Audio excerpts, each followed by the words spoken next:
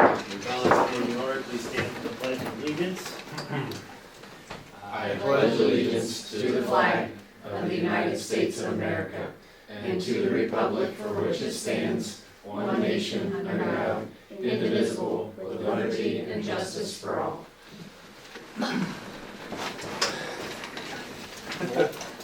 Roll call, please.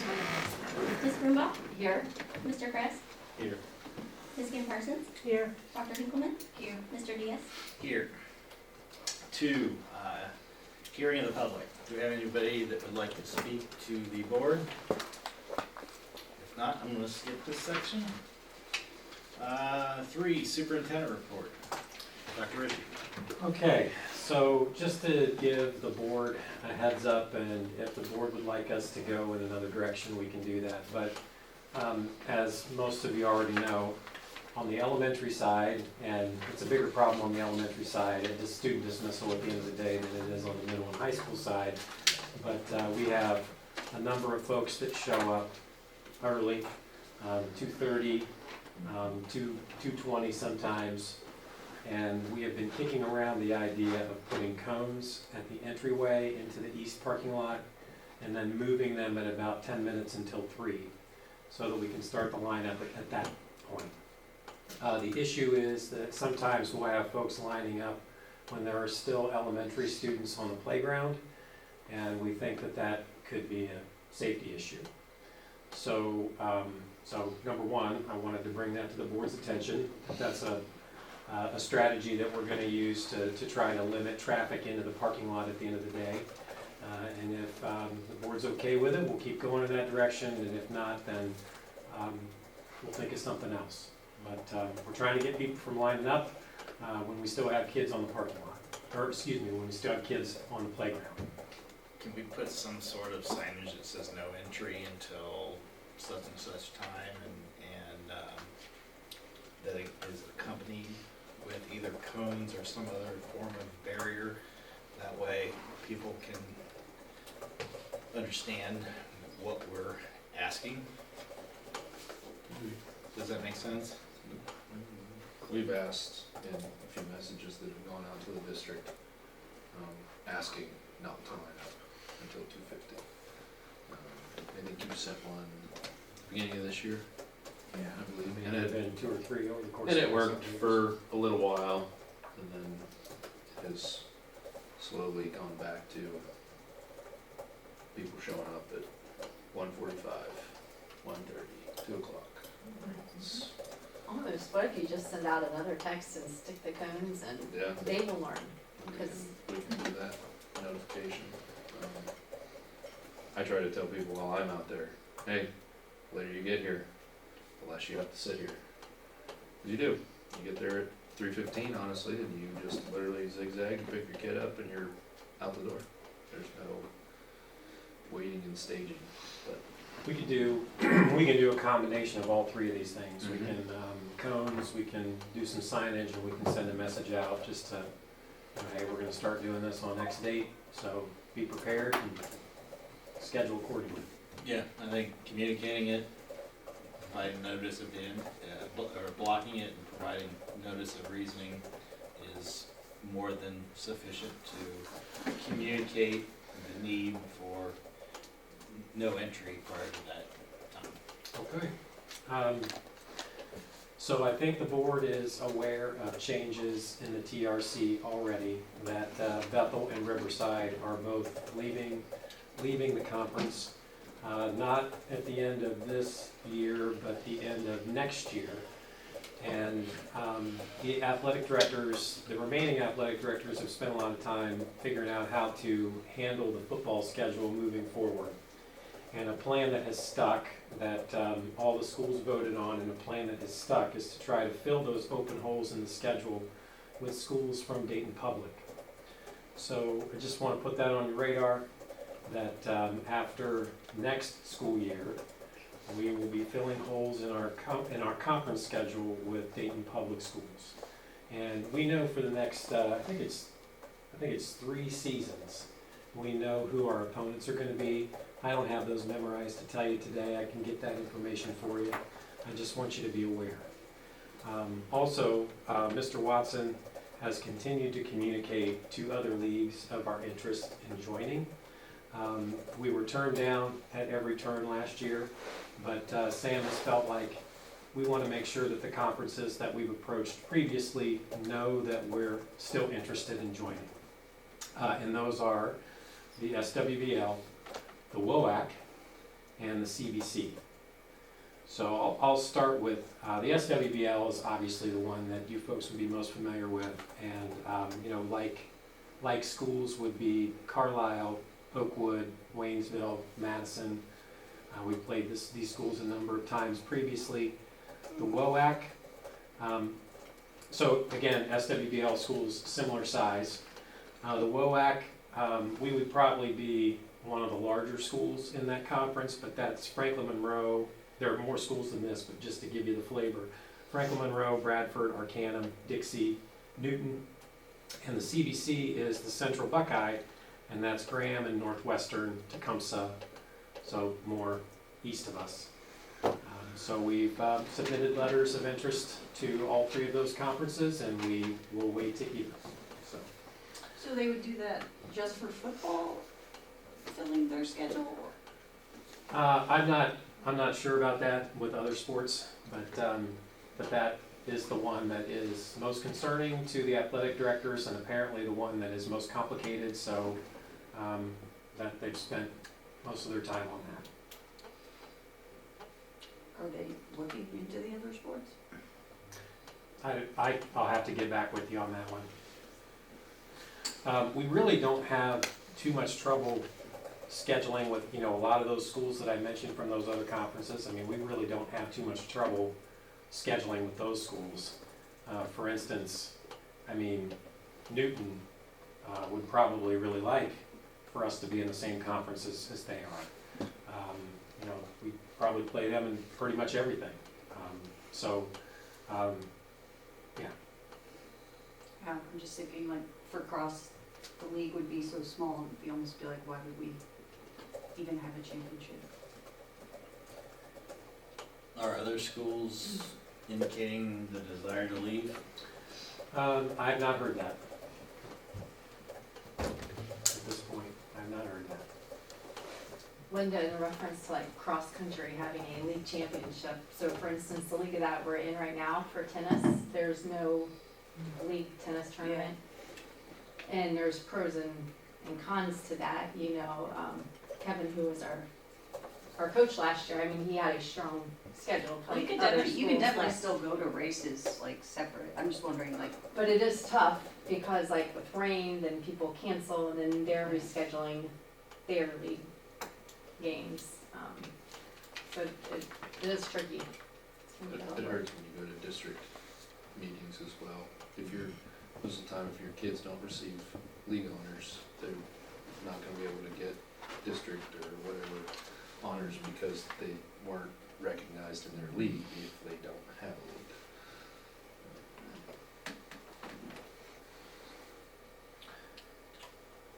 So I tried to give the board a little bit of notice that the local report cards were issued last week. I believe in the summer, Mrs. Hartley had updated the board on what our preliminary results were, including our overall rating, which at that time we anticipated 3.5 stars. We maintained 3.5 stars. When we spoke in the summer, the outstanding report card component that had not yet been, we didn't have a rating yet for, was value added. We ended up with 2 stars in value added. That is an area of concern from us. We can talk a little bit more about that at another time. But for the purposes of this meeting, we just wanted to make sure that the board was aware that we maintained our 3.5 star rating as we anticipated in the summer with our preliminary results. Lastly, I'm sorry, 2 more things. First, our district advisory committee, our first one of 3 for this school year, will be on October 16th. That's in the media center. We start at 6. We try to stop, hard stop at 7:30 p.m. And I know it's early. This is just the September board meeting, but keep in the back of your minds when we can schedule our organizational meeting in January. Reason being that we would like to schedule a work session so that we can do like a board boot camp or a board refresher on the role of board members, superintendent, treasurer, and just kind of a crash course in Ohio ethics law and just everything that kind of goes into being a board member and working with the treasurer and superintendent since the composition of the board is going to change after the first of the year. So, so keep in mind, identifying an organizational meeting date would be good because this board boot camp, if you will, would be a work session, and that would be Beverly Meyer coming to do that with us. I think that'd be better than an OSBA offering, quite frankly.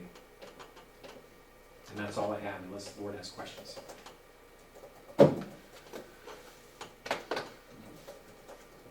Thank you.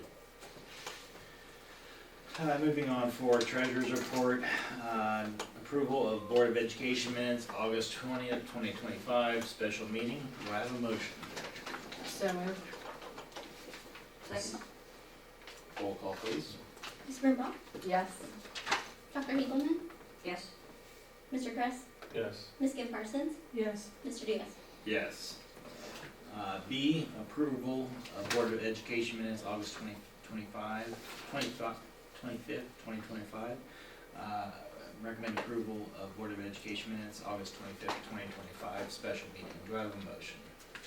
So moved. Second. Roll call, please. Dr. Hinkleman? Yes. Ms. Kim Parsons? Yes. Mr. Kress? Yes. Ms. Brumbaugh? Yes. Mr. Diaz? Yes.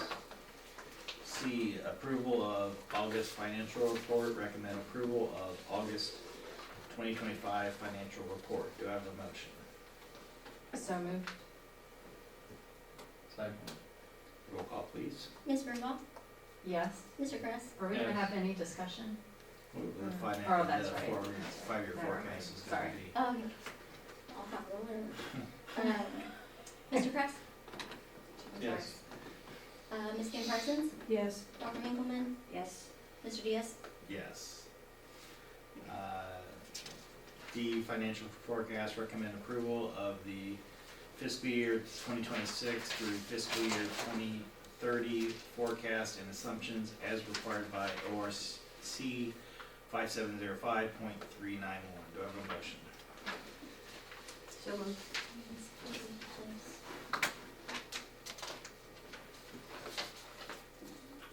Second.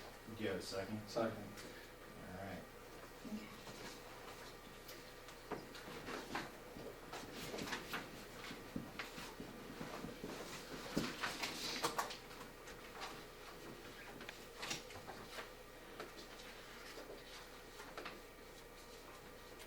Why is this happening?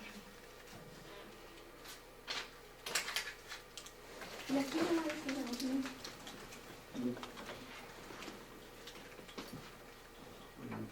I was just trying to open it out of them. Is it attached? Yeah. The PowerPoint system? Well, I can, if we disconnect from here, I can connect from here. Okay, it's ready. Just-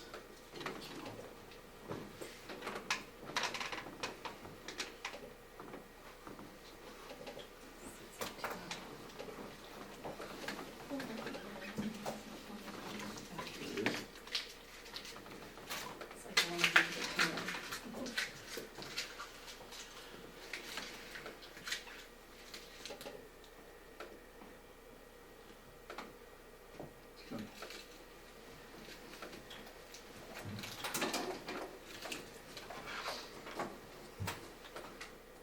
Is there a way to make it like a full screen? Down the bottom, right. That there. Okay. So I tried to change the layout not to be red in the background, but that's about all I was able to do. So maybe it's more readable. But everything that you guys have already been introduced to, but there's some few changes to our House Bill 96 with our current budget, our new state bill, requires a new 4-year submission, which is our current plus 3 years forecasting.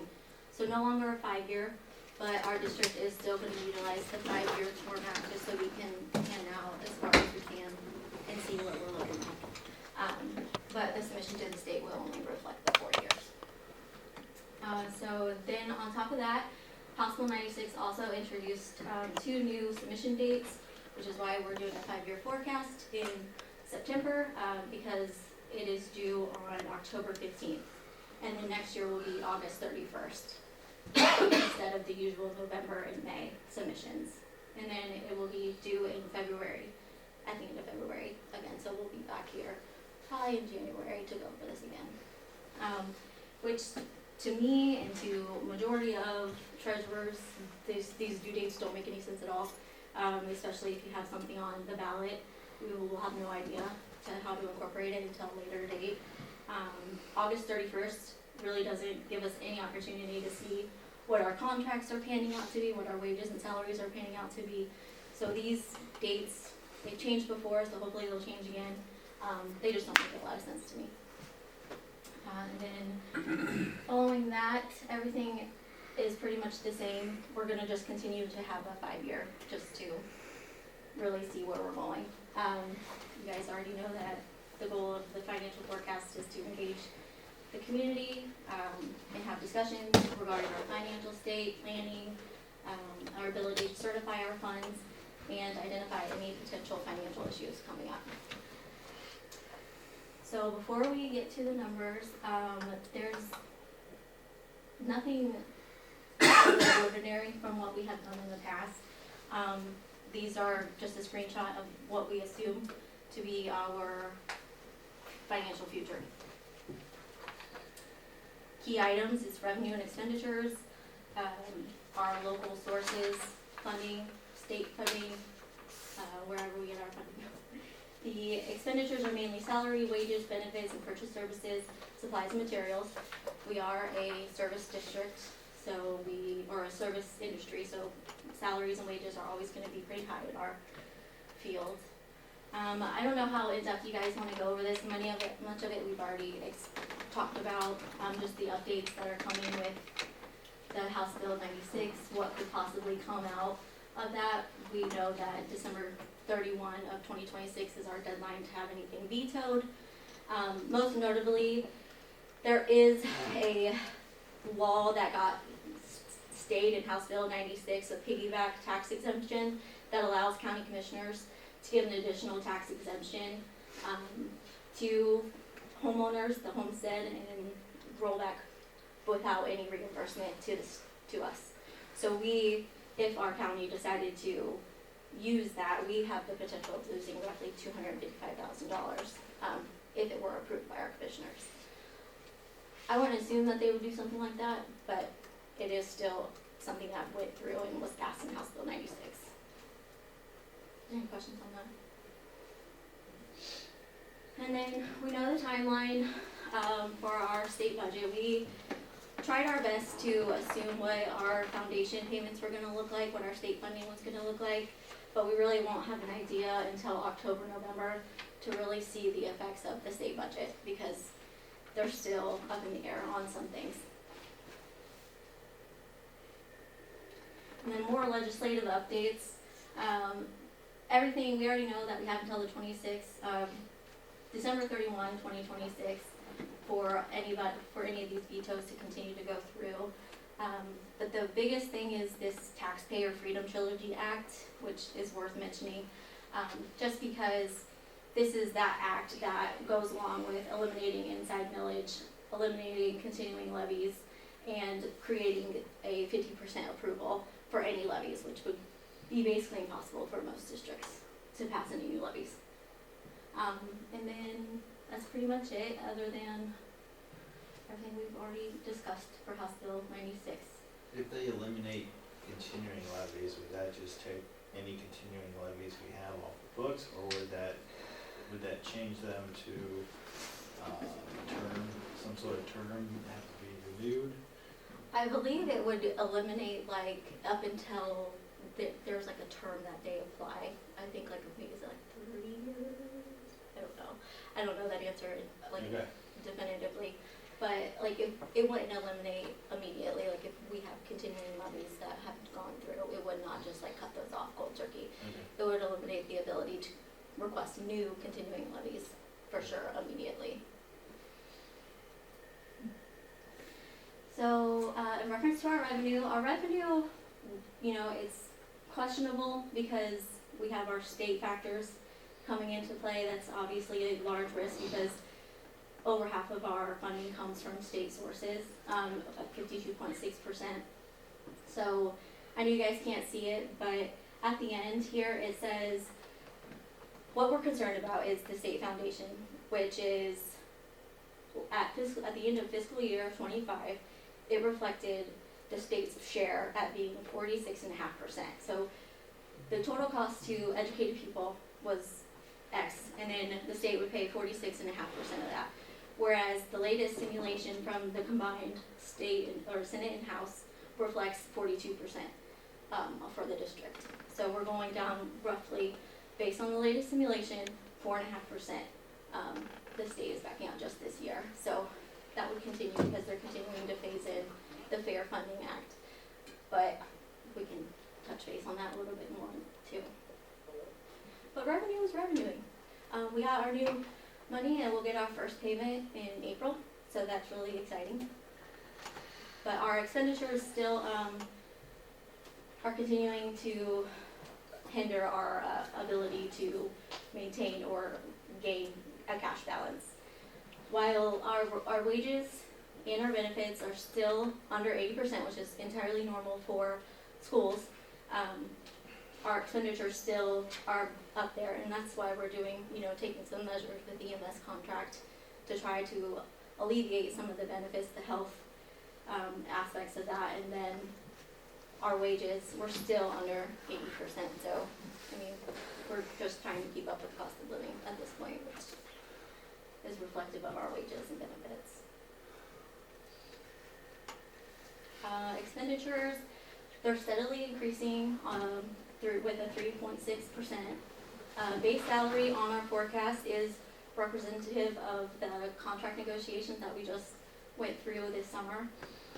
And then in the future, we assumed a 6% in fiscal year 26 and an 8% increase in health insurance premiums for the future fiscal year 27 through 30. Assuming, we're hoping obviously this EMS contract really helps alleviate some of the financial strain of our benefits. So hopefully we can expect better numbers from that. But for right now, we're considering to have a conservative outlook for that. And then, as we all know, our purchase services continue to increase. However, something you might see that's different on the forecast is that our ESC deduction, our county deduction, is strictly being reported in the 4.3 line instead of the purchase services line. Because it all just comes out as one deduct from the county and it represents what's coming out of our foundation payment. So that's just a little change that you'll see on the forecast. This is just a visual representation of our revenue, expenditures, and cash balance. As you can see, our revenue kind of increases ever so slightly for fiscal year 26, and I think in due part to the new school district income tax that we passed. However, it does continue to get higher and grow throughout the remaining years, but our expenditures, again, starting fiscal year 29, begin to exceed our revenue once more, if they continue on the trend that we have for a growth. And then this is just basically an overview of most of what we already know. We did begin deficit spending, however you guys made adjustments to reduce that deficit spending. We still have a staff and reduction attrition in place for the staffing that we have reduced for this fiscal year. But our revenue is projected to grow to 0.87% thanks to the new income tax. We are working with EMS to try to get those insurance premiums down, but for right now it is an investment that we're making. It's an investment that the district is making, so it is an expenditure. And then furthermore, we just really definitely have to keep an eye on all of our expenditures and how that pans out against our cash flows on a monthly basis. But if it's any consolation, on our monthly, our cash balance is looking good compared to what is forecasted on, if you guys took a look at the August. There weren't many variances because the budget that was formulated was based on a part of new state budgets. You have to match your appropriations to your forecast, whereas before your appropriations could be, you know, what you presumably think everything's gonna cost and it's gonna be your budget, but your forecast has to match your appropriations, so we had to like kind of drive those to match. But yes, if you guys wanna see, we're, our cash balance for at the end of August, based on our,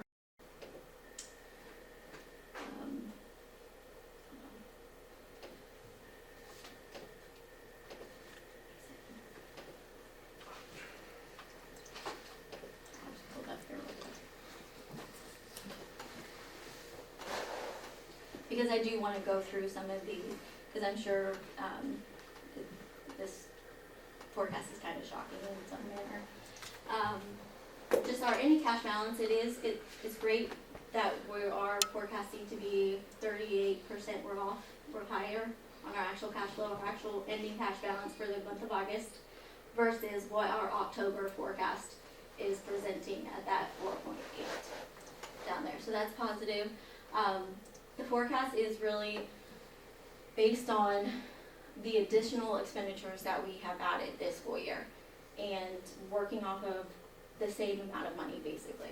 So we knew that, right? And we have to have many of the services that we have requested. It's just looking at it, it's a little bit scary. So, And just to clarify, those additional expenditures, a lot of them are services that we have to pay for through the county ESC. Is that a fair statement? yes, so the purchase services, obviously, I did a conservative 10% increase for our purchase services, and that's reflected in the forecast, because from fiscal year 24 to fiscal year 25, our purchase services went up 20.4%. So I did a 10% increase on purchase services, assuming that that trend will continue. Hopefully not to that extent, but I did do a 10% to account for what we assume might happen, just conservatively.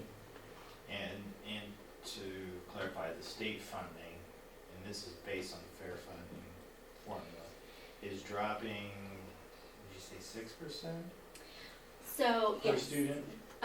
Yes, so it's dropping roughly 4.5%. 4.5? Based on simulations, the most recent simulations. And I say that because we don't know, we will not know what our actual give and take is gonna be until our October, November payments start coming in, where they like definitively kind of work that out. And it's worth noting that they are continuing to phase in the Fair School Funding Plan. However, they are not, they're still using fiscal year 22 base costs, like cost inputs. So what it costs us to educate a child in fiscal year 22 versus now, they're still using those numbers. So all of our salaries, all of our benefits, everything is continuing to increase. Supplies, inflation on regular supplies, that's all continuing to increase, whereas the state is still using a base cost from fiscal year 22, what it costs to educate a child. And that's really not helping our situation, because we are a formula district. We're not on a guarantee, we're not on a 20 mil floor. So everything is representative of our enrollment and our actual per pupil expenditures. What's the reason for using the numbers from 2022? Because when they increased it to, You asked when they increased it to current numbers, when they increased it to current numbers, they didn't like the way that looked on the state budget. Okay. And so they decided to keep it at fiscal year 22. Doesn't factor in. We're moving the inflation. goalpost. It's That's a funny question. It's a funny question, but like. The state didn't want to. Yeah. And their goal, so Milton-Union is still roughly, like I said, in the 42% area of cost per pupil, which we fared pretty much better than a lot of districts in this newest budget. However, the state average, I should say, is their goal is to be around 32% of the state only providing a 32% share to districts. So we are still up there, we're 42%. If it comes out the way the latest simulation showed, but still not great. If that shows you any direction that the state's going, their goal is a roughly 32% at state average per pupil percentage. So, if you guys want, Do they have any suggestions on where they feel that percentage that they're gonna drop state funding, where that's gonna be made up? At the same time, they're attacking property taxes. And that's Like, That's the big thing right now, is that the state is itching out, and then they're shifting the burden on local taxpayers. And then we have tax reform, that is like this huge political deal that everybody's focusing on right now. And basically they're taking away state funding for schools, and then they're not replacing it with anything. They're basically like, it's up to you. Then making it impossible for us to pass any new levies. And it shouldn't be on the local taxpayer entirely. It's the state that is backing out slowly, and like they're not holding up to their word. The Fair School Funding Act is not representative of that at all. Because if I recall correctly, in the past, that funding act, state fair funding act, were supposed to be slight increases.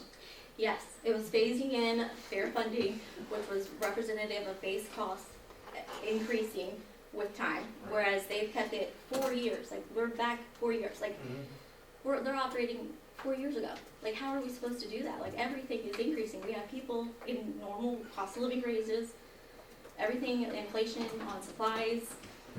I mean, they're basically making it pretty impossible for school districts to, survive, in my opinion. But I mean, if you guys want, we can go over some of these expenditures that played a role in the forecast and how I got to us deficit spending again this year, which I If you want assume. to touch on them, that'd be great, just briefly.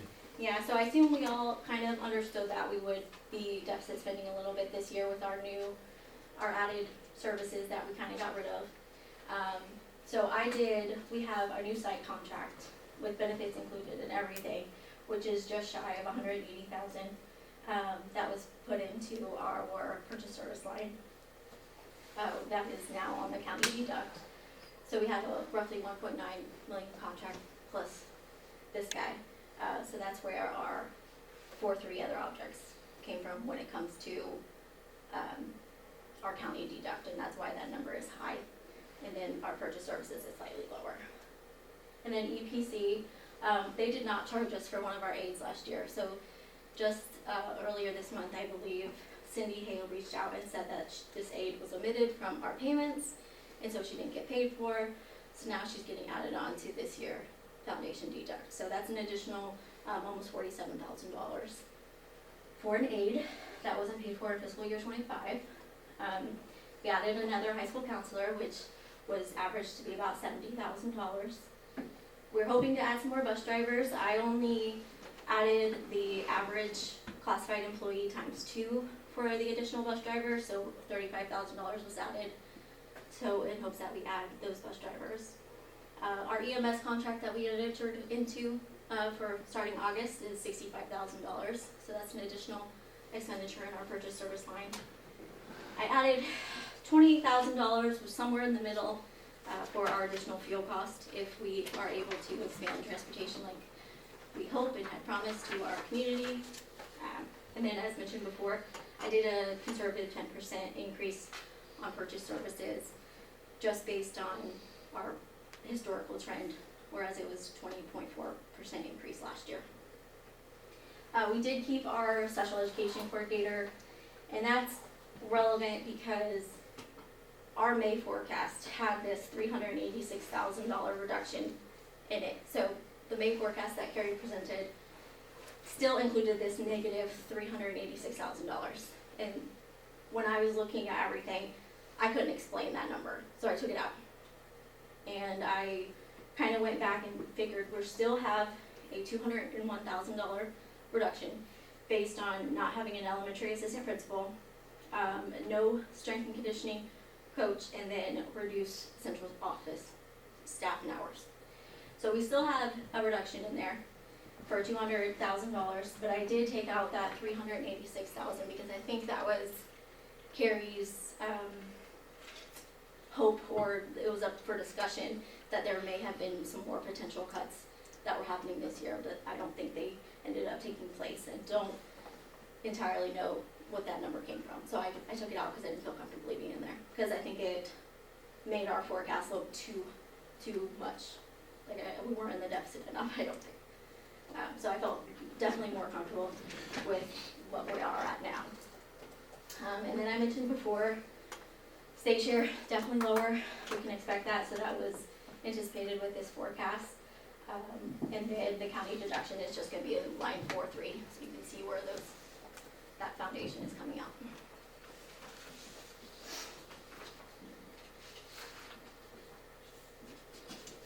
Did the forecast have any revenue assumptions for the new levy? Yeah, that's included in here. So that's where you see our revenue from the previous fiscal year to the new fiscal year. You do see a slight bump in that, despite our state aid going down a little bit. You do see a slight bump from the 16.3 to the 16.58.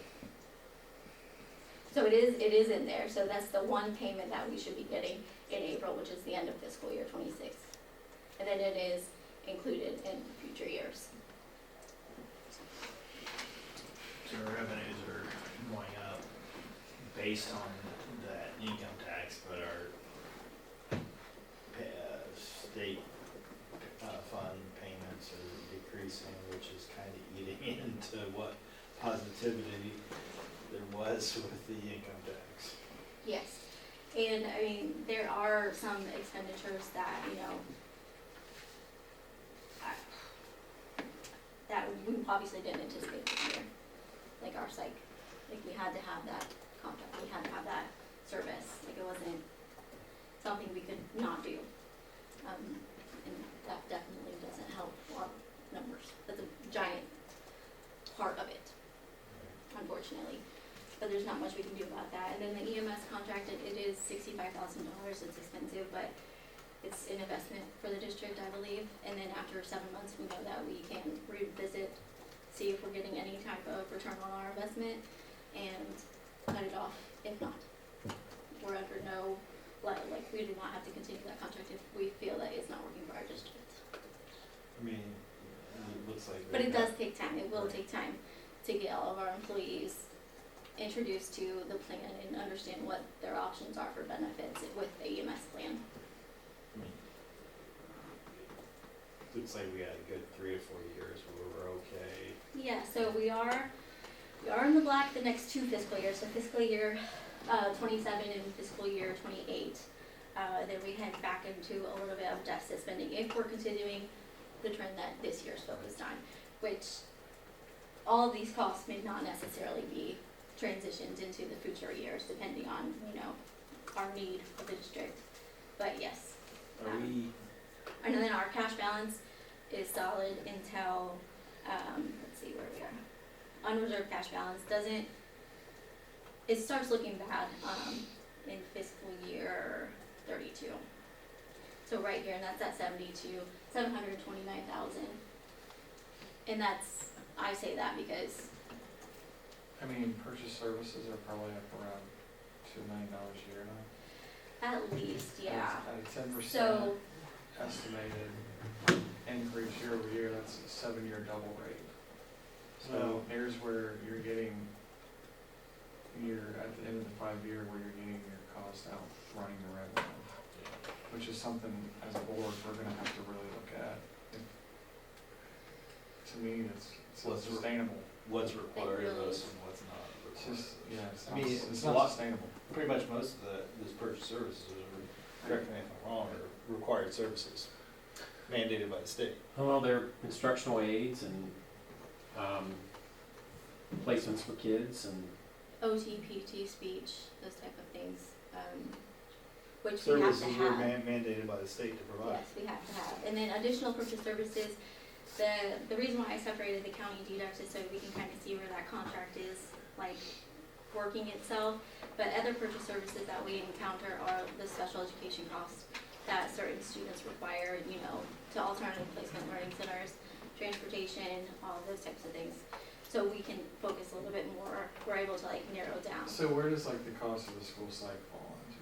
So that is in the 4.3 line, so the other objects, that's what is included with our, county deduction. So initially, they always just give you kind of an estimate, and we revisit this in December to kind of see where we are versus what we estimated the contract to be. Initial contract was for 1.9, and then we added this school site, so the county deduction is reflective of the estimate from the county. That's Again, really a purchase service, right? technically, yes, Yes. but it's like the county deduct is its own, like, it's in a different object code, and that's where I'm reporting it. So would we expect the same 10% assumption on, So, that new hire year over year? yeah, the purchase services, that also includes other items such as like the alternative placement things. We had like an egregious student last year, and that could pan out to this year again, and then those costs are continuing to go up. We have Bright Star services for nursing, that's going up. But there's also aides and other personnel inside of the purchase services, right? Correct, that's all the county deduct. But we probably wouldn't anticipate the site going up 10% every year, right? Because that's an individual salary. Presumptively, I mean, we could not, but Yeah, ESC good job. hasn't jumped their rates much until last year when they had to do some corrections. Was it last year or the year before? I think it was last year in the fall, when they right-sized their instructional aides. We're never gonna have revenue growth anywhere more than 3 or 4%, so we can't have expenses rising at 10. So Yeah, we're gonna have to dive into that. if, Cause if we're seeing, it's a big chunk if we're of- seeing 10% increases, absolutely, cause that's, I mean, that's just. so the seems to be- 10%, I did not apply that to the county deduct, so 4.3, I did not apply a 10% to that. I just added what they estimated our contract to be this year, which was 1.9, and then added the site to it. And then there's other miscellaneous expenditures that come out of that line as well. But most of those services are required. And Yes. there's not really a cheaper alternative to getting a PT or an OT. Correct. There's no like discount PT, OT place we can go and, like, I don't know what you can do about that. Yeah. Well, and the state fact that regardless if there is a Walmart of those services, which I highly doubt, that at a 10% forecast, there's no way you can keep, in the black. Unless the when you state go out fire says we don't have to station. meet those obligations. Right. Yeah, I mean, it's kind of gonna be a wait and see type scenario because we don't know what the state's gonna do, from year to year, from month to month, from day to day. So it's kinda like, just gonna have to see what the future holds, I guess. Yeah, and with, like, I'm touched base on the dates not making sense at all. Like, this just shows, like, just our state legislators don't really understand the impact that they're having, because we can't really dive into what our expenditures are kind of gonna look like in September. Like, even September, this is early, but next year it's gonna be August 31st. We're not even gonna know what that looks like going into our new school year. Like, when contracts are executed and new salaries are in place, then we're just not gonna know what that looks like. So August 31st makes 0 sense. It definitely makes you have to kind of use your head a little bit and maybe make it more conservative in hopes that maybe it won't be. So you can plan for the worst and hope for the best. Right. That the timeline just doesn't make sense. And we'll revisit this. I mean, obviously, we'll see every month how this kind of starts to pan out. Hopefully, we can make any adjustments if we have to, come in January. I do have a question with the EMS contract. How are our employees doing that and coming in? meeting with that gentleman? So we're gonna, it's only gonna go into effect starting, with the open enrollment period, and that's coming this fall. And so employees are gonna have, we're gonna share a QR code that they can scan. We have our focused group of folks that initially responded to our survey that was sent out, I think before my time. And that's what Nick Roos based our numbers off of, our projections off of. So we have this key group of people that they wanna target initially, plus, you know, obviously introduce new people. But if we could work at all with our higher expenditure folks, if we could focus on them and maybe get them off the returns or find other options, that's like their immediate focus. But outside of that, during open enrollment, we're introducing it to every employee as an option, and we're gonna encourage them to, regardless, reach out, talk to our rep's name is Spencer, and just really connect with him on the options that they have for benefits. Because regardless if they use the service or not, he's a third party that can assist in maybe understanding what their options are, even if it is the district that's the best option for them.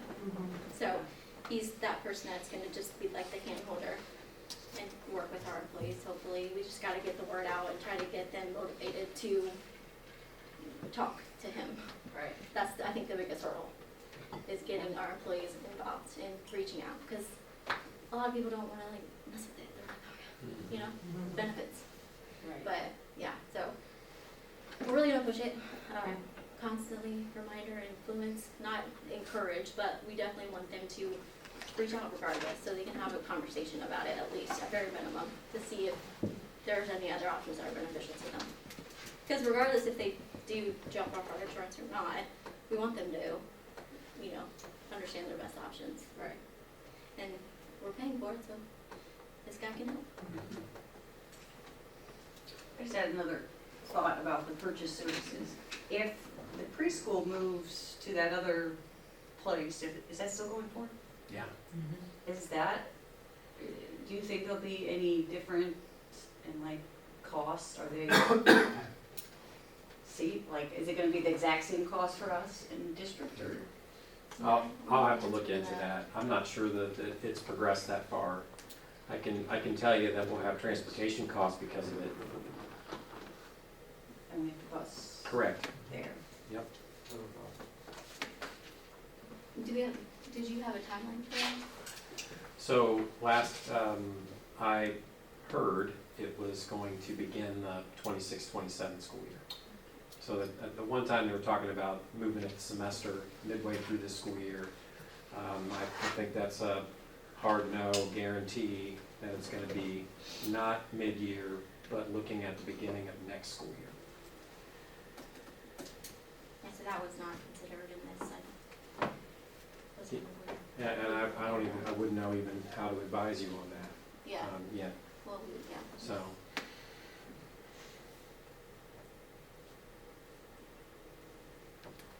Any other questions?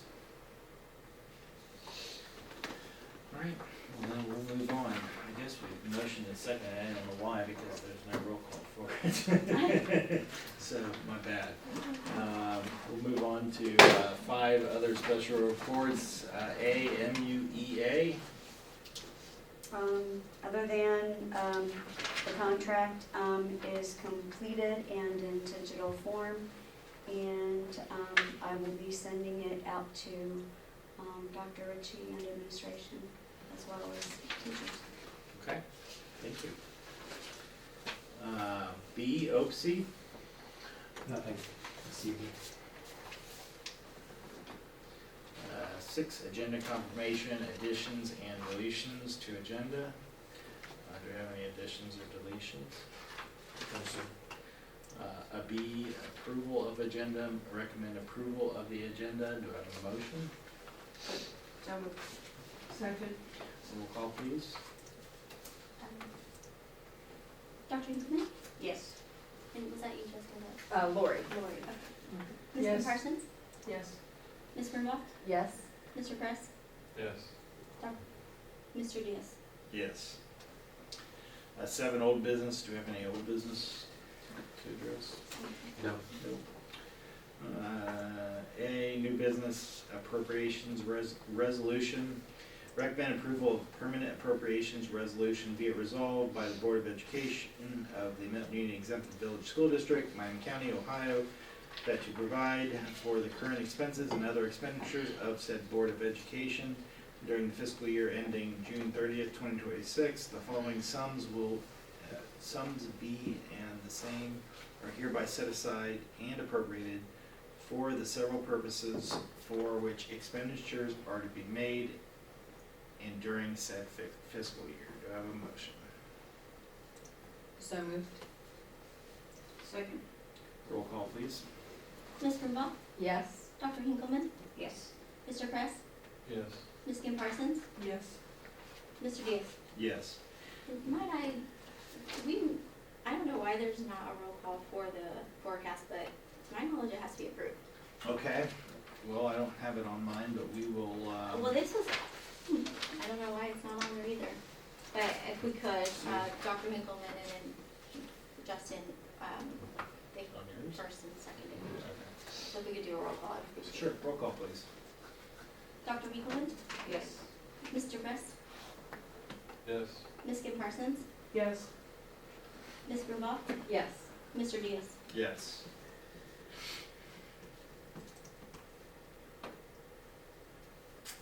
All right, moving on. B, transfers. Recommend approval of the following transfers. Transfer $415 from the class of 2025 to the class of 2029. Transfer $500 from the class of 2025 to the band. Transfer $500 from the class of 2025 to athletics. Do I have a motion? So moved. Second. Roll call, please. Ms. Brumbaugh, Yes. Mr. Kress, Yes. Ms. Kim, Yes. Dr. Hinkleman, Yes. Mr. Diaz. Yes. C, donations. Recommend accepting the following donations. $1,250 to the athletic department from OHSAA, $100 for the Angel Fund from Marilyn Leitner. Do I have a motion? So moved. Second. Roll call, please. Dr. Hinkleman, Yes. Ms. Kim Parsons, Yes. Ms. Brumbaugh, Yes. Mr. Kress, Yes. Mr. Diaz. Yes. D, tuition. Recommend acceptance of the state-determined 2025-2026 in-state student tuition rate for the Milton-Union Exempted Village Schools at $5,690.10 per year. Do I have a motion? So moved. Second. Is this rate increased or decreased? I think it might be slightly increased. The state sets those rates for each district. So we saw on a previous board agenda that we had approved that amount. So we looked for it on the state website, found it, put it on just in case. As of today, we don't have any tuition students. So it's a just in case matter. Okay. Roll call, please. Dr. Hinkleman, Yes. Ms. Brumbaugh, Yes. Mr. Kress, Yes. Ms. Kim Parsons, Yes. Mr. Diaz. Yes. E, district gifted plan. Recommend acceptance of the district gifted plan for the 2025-2026 academic year. Do I have a motion? So moved. Second. Roll call, please. Dr. Hinkleman, Yes. Ms. Kim Parsons, Yes. Ms. Brumbaugh, Yes. Mr. Kress, Yes. Mr. Diaz. Yes. F, consent calendar. Recommend approval of all matters listed under the consent calendar. Do I have a motion? So moved. Second. Roll call, please. Ms. Brumbaugh, Yes. Mr. Kress, Yes. Ms. Kim Parsons, Yes. Dr. Hinkleman, Yes. Mr. Diaz. Yes. 9, other authorizations, resolutions, etc. A, University of Dayton Department of Physician Assistant Education volunteers. Recommend approval of graduate student volunteers enrolled in the University of Dayton Physician Assistance Program to support Milton-Union Elementary School hearing and vision screenings. Do I have a motion? So moved. Second. Second. Is this new? It is. Chelsea's looking forward to it. It's going to be some really great help getting through all those screenings. Were those screenings normally done by her? It is. Okay. And the graduate students, my understanding is they're excited to do it. Everybody wants to get the experience. I think they have to get, you know more about this than I do. What am I talking about?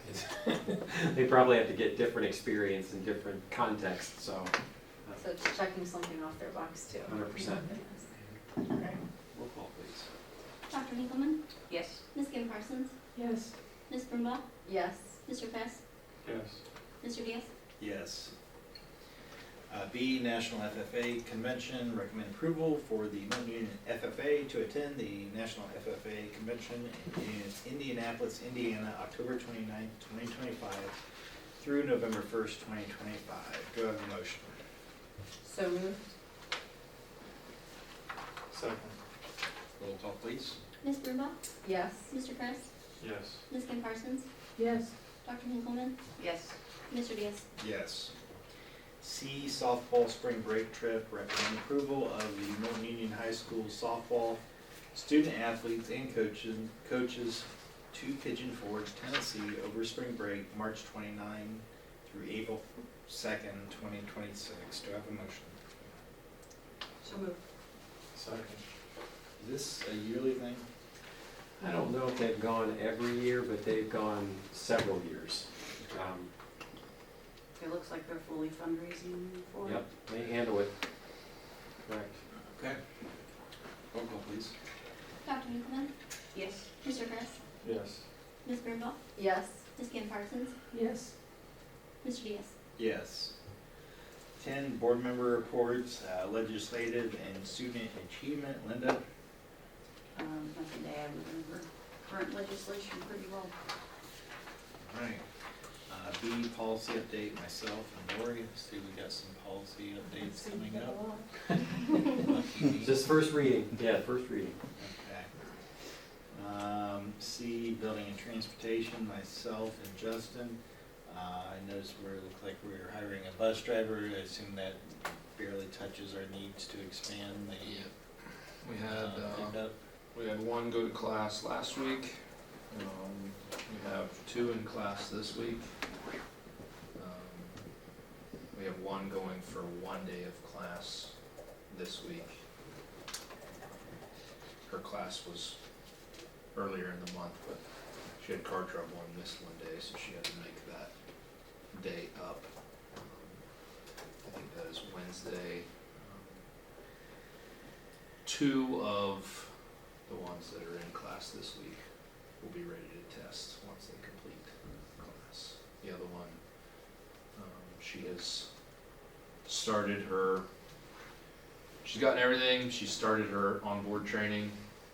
She's taking the class, but she'll still have the full 30 hours to complete, so.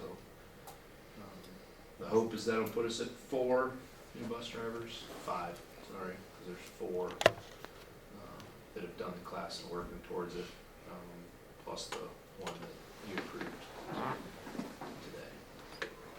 So, and we've had,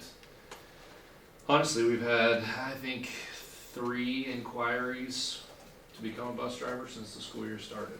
And I spoke to a gentleman last week. So, there are at least 3 other people who are interested, obviously, in doing it, but have yet to completely start the process to do so. Background check's the first thing you gotta do, so. So once they do the class, then it's the CDL test, and then they have the 30 hours driving. So, in order, you gotta do background check, drug screen, physical. Those are like in that order. And then and you gotta get your permit then.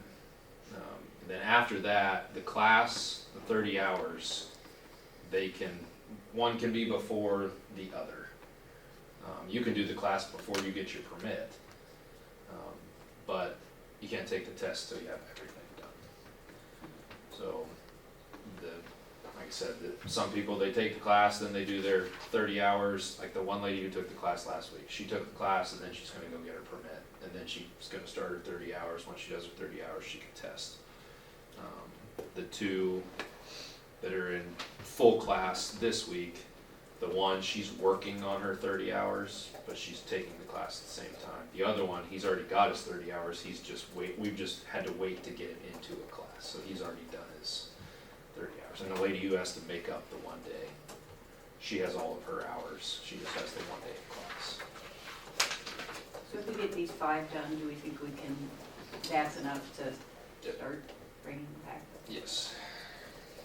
Well, we will train those few on, some of the current routes, so that if there are ever absences, that they could, fill into that. The plan is to keep at least one of them as a floating driver for that reason. But we do, once they get their CDL, we like to train them a little bit before we completely, now ride with them with a full bus before we just completely turn them loose. That's the one thing in all of the training that they haven't experienced yet, is now they have to drive a bus with kids on it. They've been driving a bus without anybody on it except for them and the instructor. So we don't like to just throw them to the wolves. Okay, now you gotta drive the bus with all those kids behind you. And typically that's, a week or so. If they're comfortable. If they're not comfortable, we may give them a few extra days. But yes, that is the plan.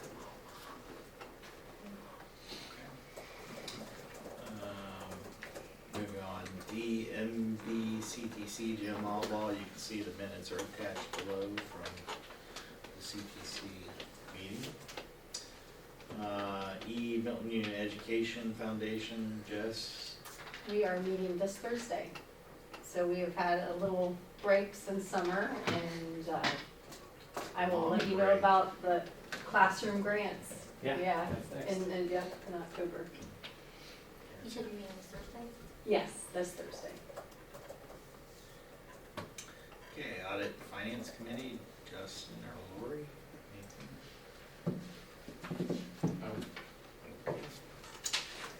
Chief Facility Complex Committee, myself, I don't have anything new. No, we did,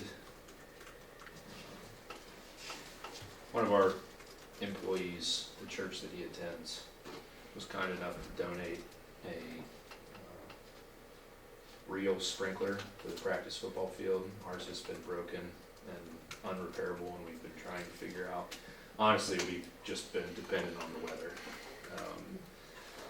But one of our employees in the maintenance department, the church he attends, he also does volunteer maintenance and groundskeeping at there. And he's like, we've got one just like it there at church, and it never gets used. So he talked to their facilities director, and the guy was like, yeah, go ahead. So they were kind enough to, lend it to us so that we could get some water on the practice football field. And it's working, which is great. It may even be, they even told us that we may just donate it to you, but we'll see where that goes. So get through the season and into some rain, and then have that discussion. So I was honestly impressed. We thought it was going to need some work because it sat for so long, but it did not. Fired right up. Worked great.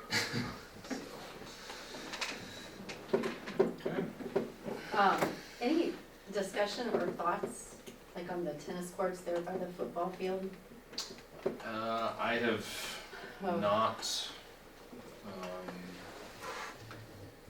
put any real much thought into it. I think that was Yeah, well, I mean, there was discussion that the village were interested in it, interested in them and turning them into Pickleball. pickleball courts. I will say I have not had time to meet with them. Maybe it's something that we can discuss at the next, what do they call it, WEMUT meeting. October. And if possible, I can get with them before then, but it's been, life has been busy. Yeah. So, I guess in what regard are you thinking? I'm just asking, just from being up there and looking at the grounds, and it's not, we have visitors coming to the school for football games and soccer games, and it's not an attractive area to drive by every day or for visitors to see. We did edge the sidewalks. Yes, it does look good, and the mowing looks good, and, but no, just, that appearance, and, yeah, and maybe we can work something out with the village and do pickleball courts, which would be wonderful. I had that quote to have the one single court turned into it, but I'm not sure I think there were other things that Well, superseded the we- precedence. Yeah, well, we have a lot of We've got a lot of. things going fun on, but, I didn't know if the village had reached out at all in communication. Not They've since, reached out to me. yeah. Okay, I just haven't had time to set up a meeting. okay. And the plan is hopefully, you brought up tennis courts, is still getting the cracks repaired on the ones out here. I've been playing tag with the company. I think it's on their priority list, it's lower because it's not as big of a project, it's a couple days, they said it would take to fix those cracks, just to temporarily repair them. He told me at the end of August that I'd received an email from him on a Sunday, and he said, hey, we can be out there tomorrow or Tuesday, possibly even Wednesday, to fix them, but if not, starting Thursday, we're on a big project, and it'll probably be the end of September before I get back to you. So I responded Monday, and he was like, let's stay in touch. We started that project sooner than we anticipated. So he was trying to fit us in, and they were able to get to that bigger project. So it is still in the works to have the cracks repaired there.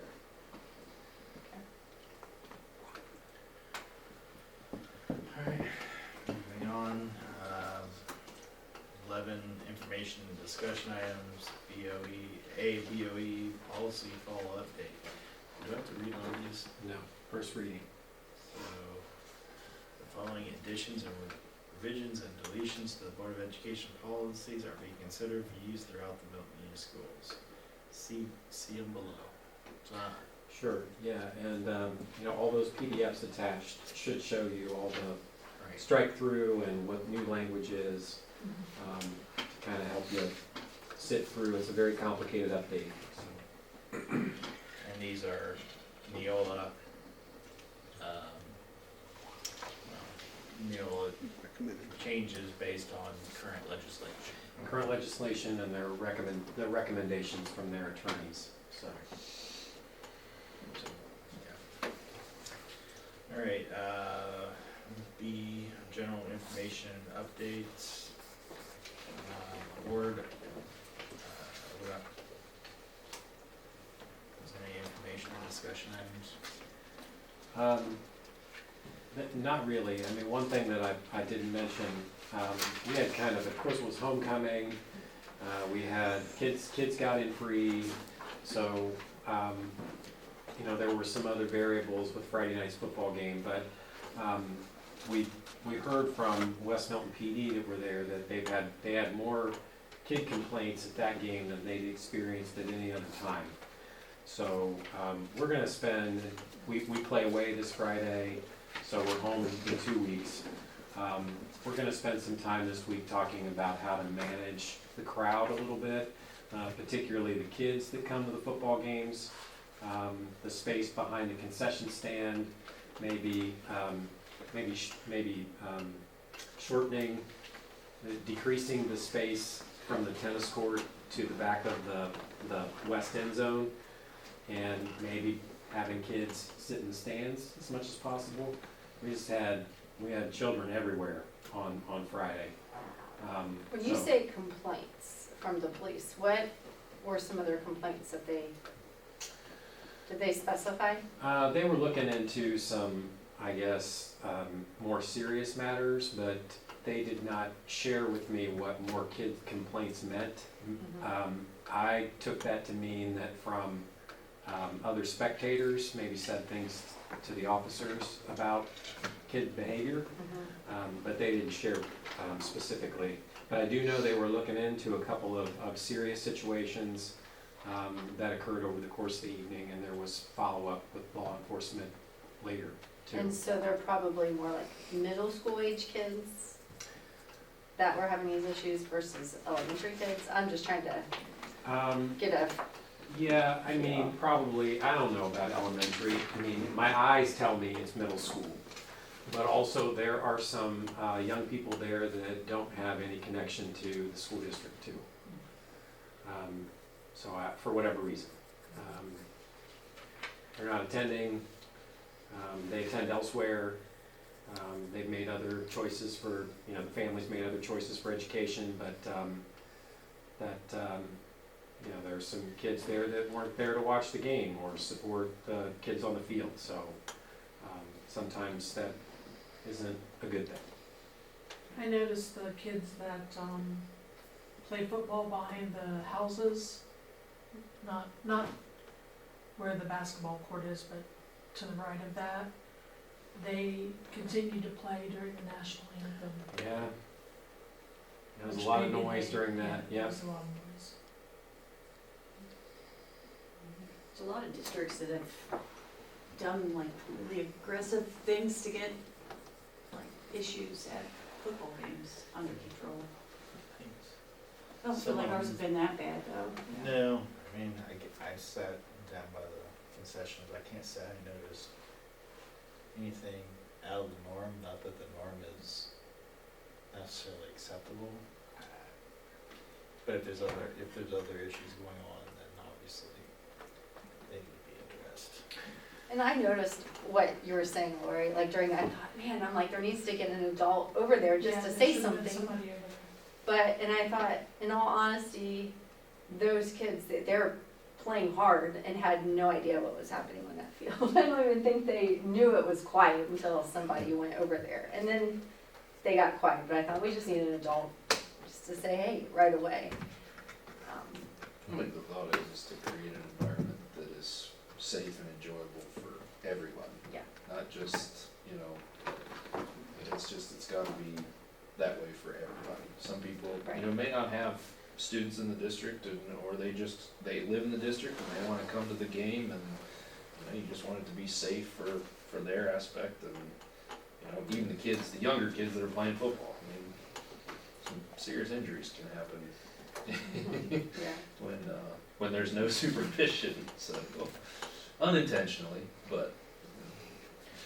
Yeah, we're gonna talk that through. I don't wanna necessarily draw tons of attention to it, so we'll see, how that goes, but, there might be some simple things to do. I mean, limiting or eliminating access to the area behind the concession stand is one thing, and like I said, shortening that area behind the tennis courts.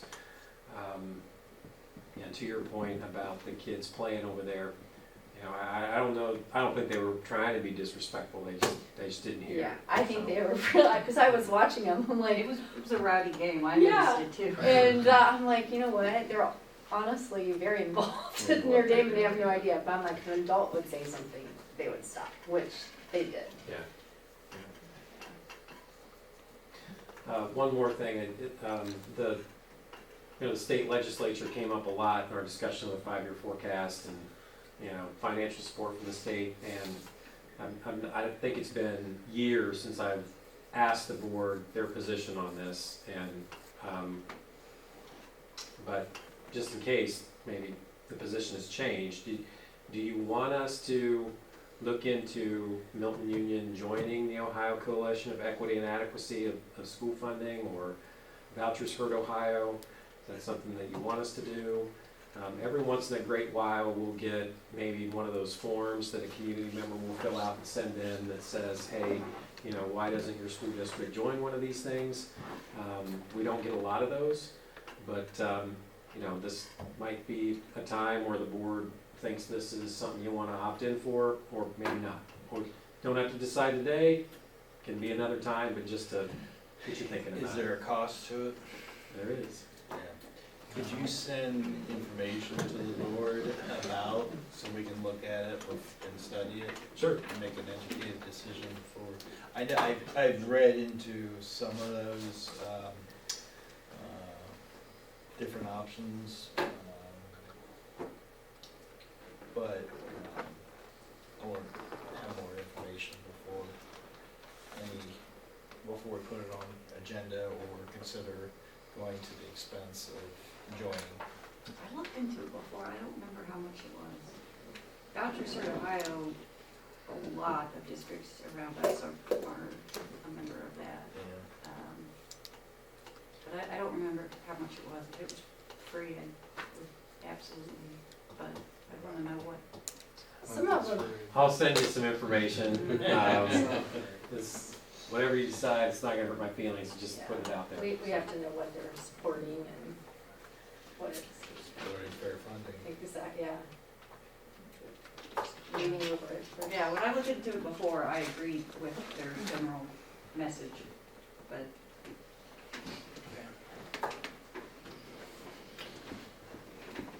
Alright, moving on, 12 board announcements, upcoming meetings, Movement meetings, October 2nd, 2025, 6 p.m. at the Village of West Milton Municipal Building.